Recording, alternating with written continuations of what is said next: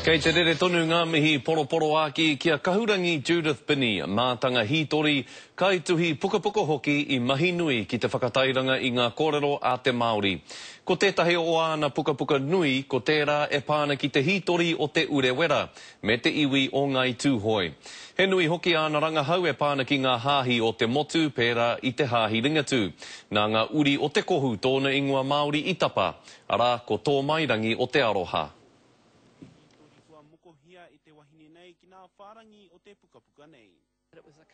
Just recently, I took to task some students and students of the Te Reo Māori. And my point to them was, the point of the pen has taken away the mana of your language. I have to revise that.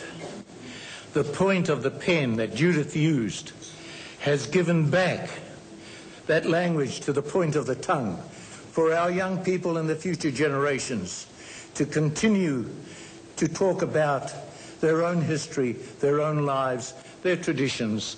And this is where Tūhoe are so very, very thankful to this dogged woman. E whitu te kau o na tau ka kapea nei e te ringa kaha o Aitua.